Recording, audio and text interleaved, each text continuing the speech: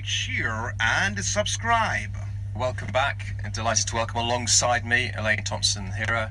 Elaine, let me start with you. I've just been chatting with Carsten Warholm, and he obviously achieved something incredible in Tokyo, as did you. And he was talking about having to sort of come to terms with what he'd done. So for you now, double Olympic champion, the fastest woman alive, arguably the fastest woman ever. We know about the question marks over the wind with Flojo. How do you process that in your mind? It hasn't sunk in as yet. I think because I knew I have a long season, I don't want to get too carried away, too excited, and the focus is still continuing the season for next year and the years to come. So pretty much after the season ends, I can say hurrah, hooray, and I watch back my videos and see what I've done. I can say, okay, yes, I did it. And being the fastest one alive, I think I still haven't known what I've done yet. So pretty much it's just the work process, and because I've put in all the work and I achieved pretty much that. So basically it's not something that I've never expected myself to do, but my expectation was not high, but I think I've surprised myself this entire season, everything that I've done so far. Surprised at how fast you've run. When you look back, and I know it's still not the end of the season, what do you think has made the difference? I mean, and it's not just you. I mean, across the board in the women's 100 metres, I mean, you've eclipsed the men's 100 metres for a start because you guys have been so fast. What do you think has been potentially the secret that you've unlocked this year? I think the ladies have been doing superbly well this year. I think basically everybody goes on the track to compete and to do their best. And I think everybody's not really watching each other, but we're seeing what they're doing. So, I mean, we're going to put on a show as well. I mean, every time I step on the line, my job is to just inspire others and to compete and to do my best. And I think every time I compete, the best always comes out of me. So, pretty much every time I'm excited to go on the track and just to run and deliver every time. And Elaine, for you, obviously you've had an incredible season, but still one more important race, I guess, for you, to try and win tomorrow, to take the diamond race. Yes, it's important for me tomorrow. I hope tomorrow is going to be my last. I'm just hoping to just give it my all tomorrow. This question is for Elaine. Which world record do you think is easier or harder to break, the 100 or the 200? To be honest, I would say the 200 because I ran 21.53.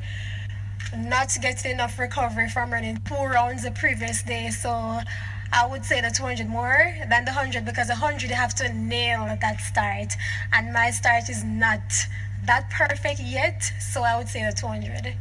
And what you just thought, just too much at the end of the season? I was thinking about it, but because I've done so much this entire season, so I had already won double at the Olympic. I'm just giving some other people chances to highlight themselves, so I'm sharing this time. I like it.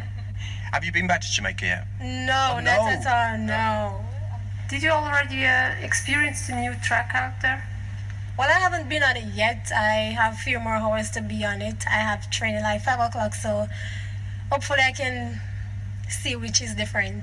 Elaine, I just wondered if I could talk, you could talk about your aims this year and how they may have changed as you've got a lot quicker, and also maintaining your motivation. Well, those aims that I had set, not knowing that I would achieve them, were based on from what happened previous before my trials. I had an injury before my trials, and it was a little ups and downs for me, not knowing where I was, if I would make the Olympic team. So when I went to the trials, I came third in both 100 and 200. So I said to myself, okay, I'm like a month away from the Olympics. I'm a reigning double Olympic champion. What do I need to do to retain my title? So after my first session in Italy, I took my phone and I got my notes and I just started writing down stuff that I want to achieve. Each day after practice, I rewrite those aims, not knowing that it's going to happen. And pretty much I was nervous for those rounds at Olympics, and my first round I ran 10:82, which that was super fast for me in the first round. And my body was so different, I felt different. I was ready more than how I thought I would. And I just work with the flow, I just work with the energy and the vibe, and I got everything that I achieved for. Even though I didn't get a 10.5 at the Olympics, I got it after, but I'm excited at the same time. 1960, the first ever sub-10 second 100-metre race by a human. And whether that's just inspirational to run here in Zurich with its history, I don't think I we think you're going to run under 10 I seconds. didn't know about that instant, so hope I can set my own. Any more questions? Otherwise, we can wrap things up, and then you can go outside and just do a few one-to-ones. Okay, thank you very much to all of you, and the very best of luck tomorrow, especially those doing more than one event. Watch, like, share, and subscribe.